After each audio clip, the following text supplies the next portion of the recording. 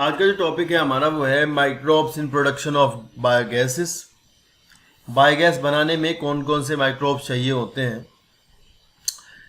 Biogas is a mixture of gases containing predominantly methane. तो आपको पता है कि बायोगैस में क्या होती है, मीथेन होती है। जैसे वो जो आपकी एलपीजी होती है उसमें ब्यूटेन होती है।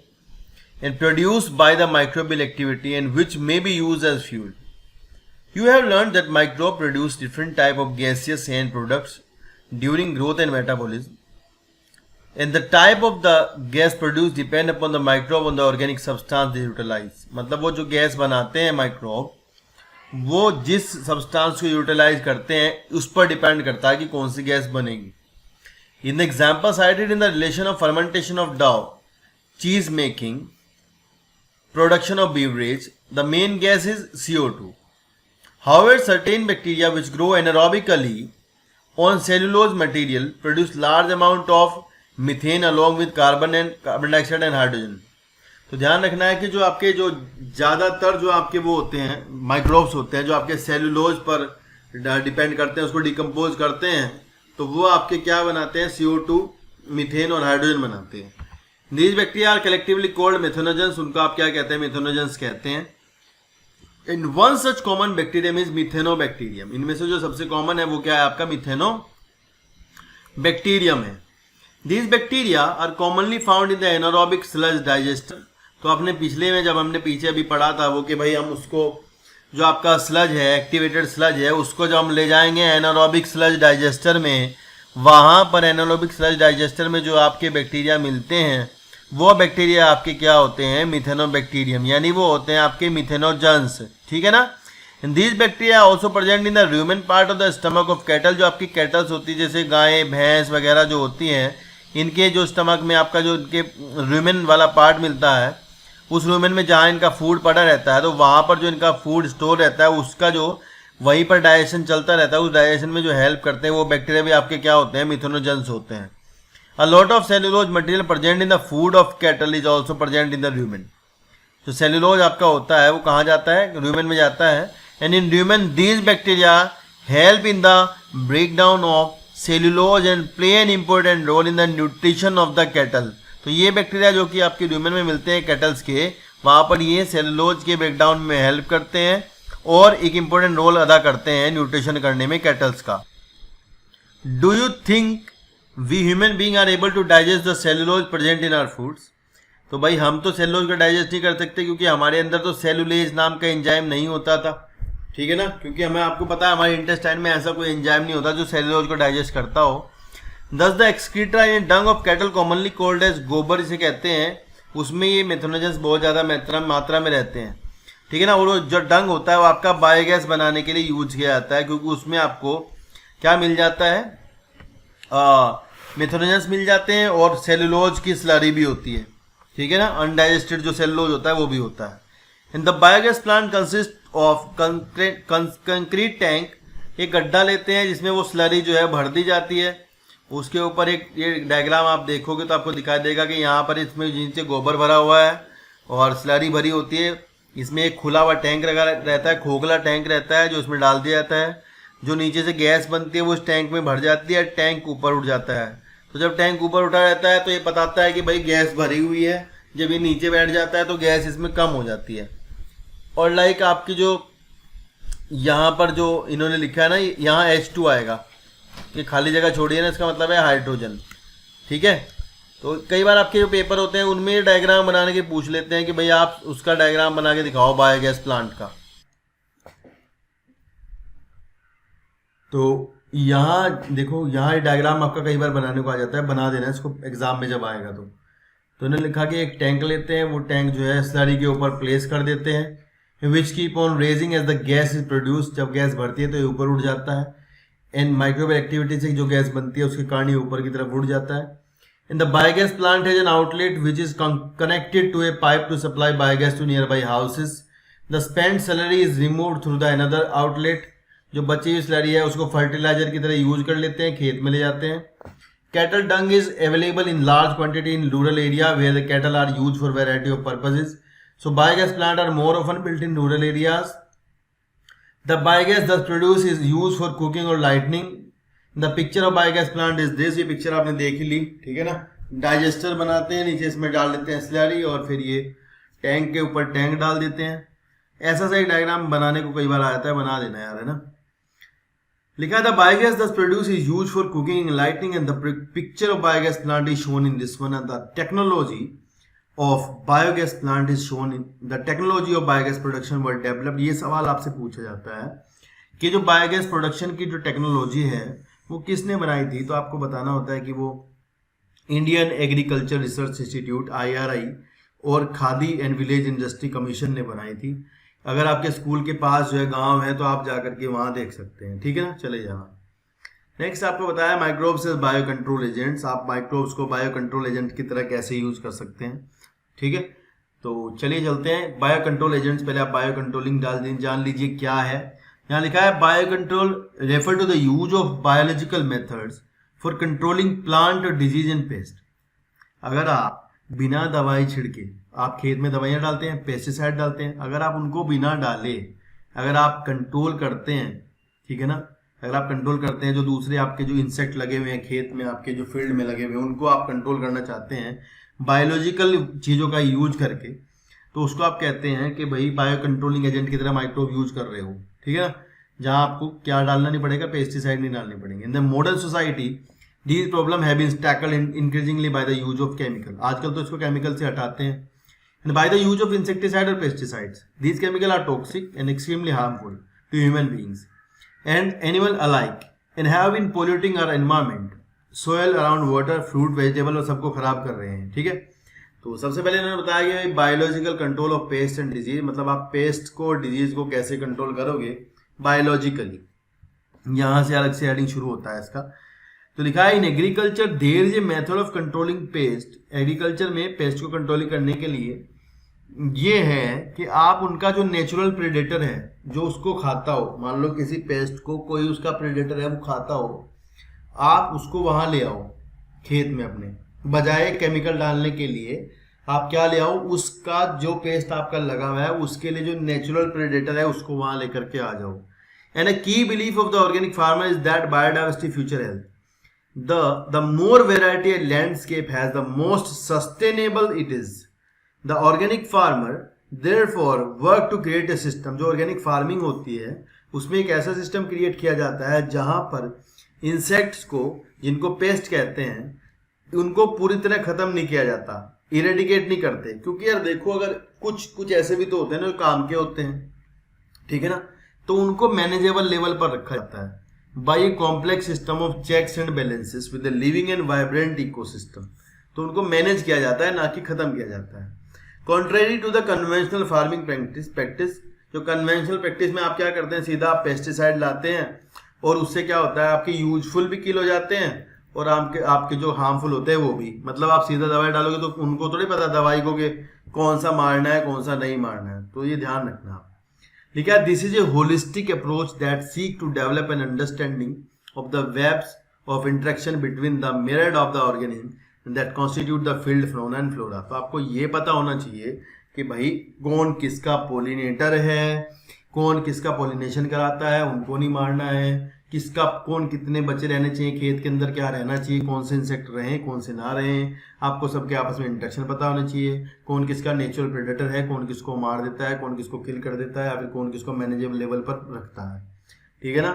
तो लिखा है कि the organic farmer hold the view that the eradication of the creature that are often described as pest is not only possible but also undesirable, for without them the beneficial predatory and parasitic insect which depend upon them as food or host would not be able to survive। आप समझ रहे हो बात।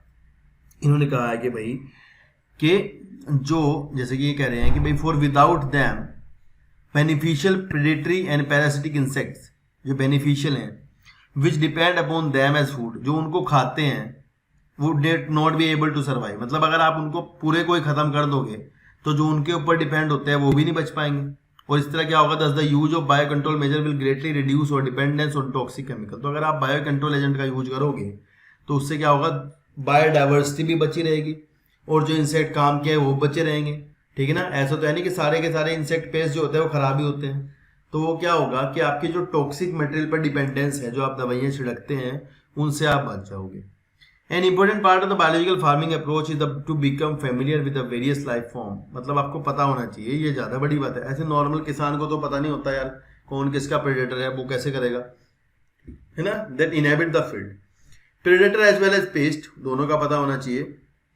इन also their life cycle, उनकी life cycle भी पता होनी चाहिए।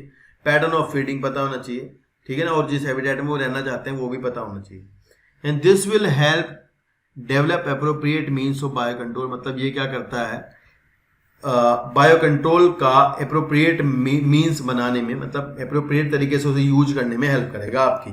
तो आपसे पूछ सकते हैं कि भाई, यहाँ से एक सवाल बना सकते हैं कि भाई अगर आप बायो कंट्रोल एजेंट्स का अप्रोप्रिएट यूज करना चाहते हैं तो आपको क्या क्या पता होना चाहिए। तो अब आपका आंसर होगा कि भाई हमें सब उनकी लाइफ साइकिल्स के बारे में, उनका क्या खाते हैं, कौन किसका प्रेडेटर है, ये सब पता होना चाहिए, ठीक है, तभी आप उसका अच्छे से यूज कर पाओगे। तो नीचे के डायग्राम में आपको कुछ एग्जाम्पल दिए, नीचे की जो आपका पैराग्राफ है यहाँ कुछ एग्जाम्पल दिए गए हैं, जो एग्जाम्पल आपको पेपर में पूछे जाते हैं, ठीक है ना। यहाँ से इस पैराग्राफ से आपके पेपर में सवाल आता है, पहली लाइन से, पहली दूसरी लाइन से ही आ जाता है। जैसे लिखा है कि जो आपकी लेडी बर्ड होती है, जो आपकी बीटल होती है, रेड और ब्लैक मार्किंग्स इसके ऊपर होते हैं, एंड ड्रैगन फ्लाइज, ये ध्यान से पढ़ने की लाइन है। Ladybird, dragonfly are useful to get rid of aphids and mosquitoes respectively. तो ये ध्यान रखना है बच्चे को पढ़ते टाइम कि लिखा है रेस्पेक्टिवली, यानी कि लेडी बर्ड जो है भाई वो एफिड्स के लिए, और जो ड्रैगन फ्लाई है वो आपकी मॉस्किटो के लिए। ये आपको ध्यान रखना है। अब बच्चे के इतना ध्यान से याद नहीं रहता है तो भूल जाता है, तो आपको ध्यान रखना है कि लेडी बर्ड जो है वो आपकी ड्रैगन फ्लाइज के लिए है, उनको हटाने के लिए, और आपकी जो ड्रैगन फ्लाई है वो आपकी मॉस्किटो को हटाने के लिए यूज में ली जाती है। तो देखो ये इंपॉर्टेंट है ना, ऐसे पढ़ना होता है। ओके, ध्यान रखना, गेट रिड ऑफ एफिड्स, दूसरा है mosquito. An example of microbial biocontrol agent that can be introduce into the order to control butterfly caterpillars. Butterfly caterpillar मतलब लार्वा ऑफ बटरफ्लाई है। अगर आपसे लार्वा ऑफ बटरफ्लाई पूछा तो आप बताओगे caterpillar. And is the bacteria that is bacillus thuringiensis। तो ये आपका बायोटेक्नोलॉजी में बहुत बार आएगा, बार बार आएगा। तो आपको ध्यान रखना है कि जो आपका बीटी बैक्टीरिया है ये एक प्रकार की टॉक्सिक प्रोटीन बनाता है, जो कि आपकी कैटरपिलर के इंसेक्ट के इंटेस्टाइन में जाकर के, उसकी जो एलिमेंट्री कैनाल है उसमें जाकर के वुंड्स कर देती है, जिससे जो आपका इंसेक्ट होता है वो मर जाता है, ठीक है ना। तो इसलिए हम क्या करते हैं, बीटी का शैशे बाजार से आता है, उसको छिड़क देते हैं खेत पे, ठीक है।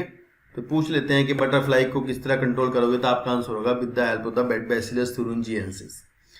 And these are available in sachet as a dried spore which are mixed with water and sprayed into the vulnerable plants such as brassica और fruit tree। तो ये भी सवाल है आपका कि बटरफ्लाई के लार्वा कैटरपिलर से किसको बचाते हैं, ब्रेसिका को और या फ्रूट ट्रीज को। देखो इतना इंपॉर्टेंट है ना। नेक्स्ट है कि where these are written by the insect larvae. तो ये लार्वा ही था कैटरपिलर जो इसको खा लेता है। एंड जो मतलब ये लार्वा होगा ये आपका बीटी को खा लेगा, और लार्वा के बीटी के गट में जाकर के वो टॉक्सिन बनाएंगे, ठीक है। एक प्रोटीन बनाते हैं जो टॉक्सिन होती है, और वो वहाँ जाकर के लार्वे की जो इंटेस्टाइन है उसमें जो एल्कलाइन पीएच है उस पर वो एक्टिव हो जाता है, और उसमें वुंड्स हो जाते हैं और वो आपका मर जाता है। And the bacterial disease will kill the caterpillars. Bacterial disease जो है वो किल कर देगी कैटरपिलर्स को, but leave other insect unharmed. दूसरों को तो ये काम ही नहीं करती, दूसरों पे नहीं काम करती, इस पे काम करेगी, ठीक है ना। बिकॉज अलग अलग तरह के बीटी अलग अलग तरह के होते हैं, ध्यान रखना। बीटी भी टाइप्स ऑफ बीटी है, अलग अलग तरह का आता है, बहुत तरह का। Because of development method of genetic engineering in the last decade scientist have introduced BT toxin gene into plant. तो ये करेंगे, हम आगे जाके पढ़ेंगे कि इन्होंने बैक्टीरिया के अंदर से वो जीन ही निकाल ली जो जीन जो है उन इंसेक्ट को मार देती थी, प्रोडक्ट लार्वे को मार देती थी। तो अब आजकल पता क्या आता है, प्लांट के अंदर ही जो है वो बीटी का जीन है जो कि टॉक्सिक प्रोटीन बनाता है। तो अब सीधा प्लांट को अगर खाएगा कोई तो वो मर जाएगा, इससे तुम्हें कोई फर्क नहीं पड़ेगा, ठीक है ना।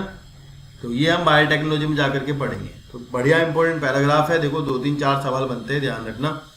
नेक्स्ट लिखा है bio control being developed for use in treatment of plant disease in the fungus trichoderma.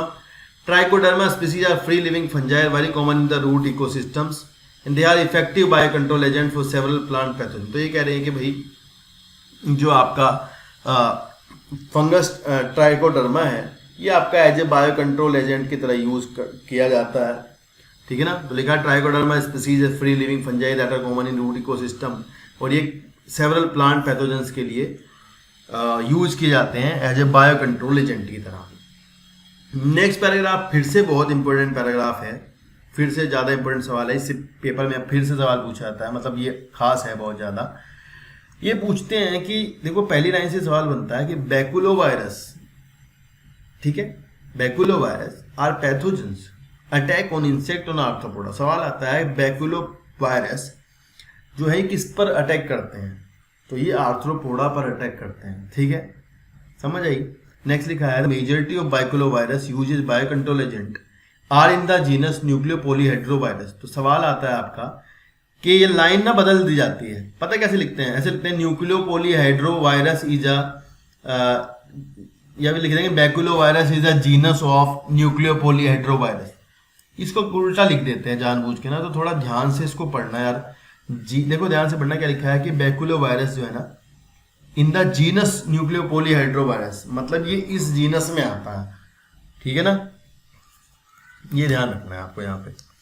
फिर लिखा है these virus excellent candidate for the species specific. ये इतना इंपॉर्टेंट है पैराग्राफ, ध्यान से रखना, मतलब ये नैरो स्पेसिफिक होते हैं, ये वायरस आपके स्पीसीज स्पेसिफिक होते हैं, नैरो स्पेक्ट्रम होते हैं, इंसेक्टिसाइडल होते हैं। भाई ये क्या करते हैं, ऐसा नहीं किसी के भी अंदर घुस जाएंगे किसी को भी मार देंगे, ऐसा नहीं होता है। ये क्या करते हैं, स्पेशली जा करके स्पीसीज कोई स्पेसिफिक होगी उस पर काम करते हैं, तो इनका नैरो स्पेक्ट्रम है, तो भाई इनके निगेटिव इम्पैक्ट तो आते ही नहीं है प्लांट के ऊपर और मैमल्स के ऊपर और बर्ड के ऊपर और फिश के ऊपर, किसी भी जगह पर, ठीक है ना। और इवन नॉन टारगेट स्पीसीज, मतलब ये जिस इंसेक्ट को तुम टारगेट करते हो उसी को तो किल करते हैं ना, क्योंकि ये तो स्पीसीज स्पेसिफिक है। तो ये सवाल आपसे बोर्ड में पूछा जाता है, आपके स्कूल में आएगा कि भाई इंटीग्रेटेड पेस्ट मैनेजमेंट जो है IPM, ठीक है ना, उसमें क्या यूज करते हैं आप, तो उसमें आप बताएंगे उसमें species specific narrow spectrum insecticidal viruses का यूज करते हैं, ठीक है। This is specially desirable when beneficial insect are being conserved to aid in an overall integrated pest management. मतलब ये कह रहे हैं कि इंटीग्रेटेड पेस्ट मैनेजमेंट में आपको बचा के भी तो रखने होते हैं ना, सारे थोड़े मार देने होते हैं इंसेक्ट, तो वहाँ हम इनका यूज करते हैं। और when an ecologically sensitive area being treated, अगर आप किसी इकोलॉजिकली सेंसिटिव एरिया को ट्रीट कर रहे हो तब भी आप इन्हीं का यूज करोगे, ठीक है ना, क्योंकि ये नैरो स्पेक्ट्रम है। यू इन्हीं के आपने पेनिसिलिन खा ली और उसने तुम्हारी इंटेस्टाइन के माइक्रोब्स भी पेल दिए सारे, काम के तो मारे, मतलब बाकी तो मारे, काम वाले भी मार दिए, ठीक है। चलिए नेक्स्ट देखते हैं microbes as bio fertiliser and the last topic of this chapter, कि आप माइक्रोब्स को बायो फर्टिलाइजर की तरह कैसे यूज करते हैं, यहाँ पर ये बताया गया है आपको भाई, ठीक है। ठीक है, with our present lifestyle environmental pollution is a major cause of concern. तो हमारी जो आजकल की लाइफस्टाइल है इसमें जो इन्वायरमेंटल पोल्यूशन है वो मेजर कंसर्न है, ठीक है। And use the chemical fertiliser to meet the ever increasing the demand of agriculture produce has contributed significantly to pollution.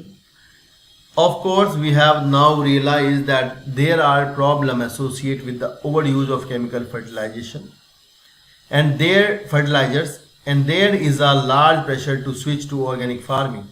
तो मतलब क्या है कि अभी आजकल इतना ज़्यादा केमिकल क्रिएट कर दिया, देखो खाना तो चाहिए ही है, प्रोडक्शन भी ज़्यादा होना चाहिए, तो बायो फर्टिलाइजर भी चाहिए होते हैं, लेकिन साथ ही साथ उनकी वजह से केमिकल फर्टिलाइजर्स की वजह से प्रॉब्लम ये हो रही है कि टॉक्सिसिटी बढ़ती जा रही है हर चीज़ में, और they are causing disease to the human beings. तो आजकल जो है ऑर्गेनिक फार्मिंग की तरफ लोग जा रहे हैं, बायो फर्टिलाइजर्स का यूज करते हैं। तो बायो फर्टिलाइजर जो है वो पहली बात तो कोई केमिकल नहीं होता, ये लाइन स्टेटमेंट आपको ध्यान रखना होता है ये वाला, कि बायो फर्टिलाइजर आर ऑर्गेनिज्म, ये लाइन, ठीक है। They are not a chemical, they are organism that enrich the nutrient quality of the soil, जो आपकी न्यूट्रिएंट क्वालिटी ऑफ सोइल को बढ़ाते हैं। The main source of bio fertiliser are bacteria. क्या क्या ले सकते हैं इसमें, आप बैक्टीरिया ले सकते हैं, फंजाई और ब्लू ग्रीन एल्गी को यूज कर सकते हैं बायो फर्टिलाइजर की तरह। You have studied about the nodules, आपको पता है कि जो दाल वाले आपके फैबेसी जो फैमिली है, आपकी जो लेग्यूमिनोसी है फैमिली, उसके जो प्लांट होते हैं उनकी जो रूट्स होती हैं, उन रूट्स में रूट नोड्यूल जो मिलते हैं, उन रूट नोड्यूल के अंदर आपके क्या मिलते हैं, राइजोबियम नाम का बैक्टीरिया मिलता है, जिसका काम होता है नाइट्रोजन का फिक्सेशन करना। उसका काम क्या है, नाइट्रोजन फिक्सेशन करना। अब नाइट्रोजन फिक्सेशन करने के टाइम पर वो क्या करेगा, नाइट्रोजन से अमोनिया बनाता है। तो वो तो ये कितना फायदे की बात है कि प्लांट को अमोनिया मिल जा रही है आराम से बिना कुछ किए ही। अदरवाइज आपको यूरिया डालना पड़ेगा ज़मीन में, वो उससे और एसिडिटी बढ़ेगी, ठीक है, पीएच घट जाएगी और कुछ दिक्कतें होंगी।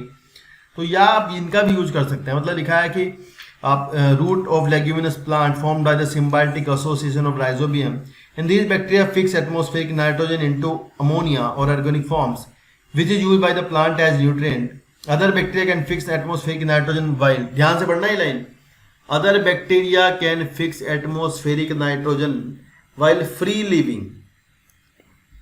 These are symbiotic, these are free living. Example of free living पूछा तो भैया बताओगे एजोस्पाइरलम, एजोटोबैक्टर, ठीक है, ये फ्री लिविंग है। तो सिम्बायोटिक है राइजोबियम आपका, ये जो लिखा हुआ है ऊपर।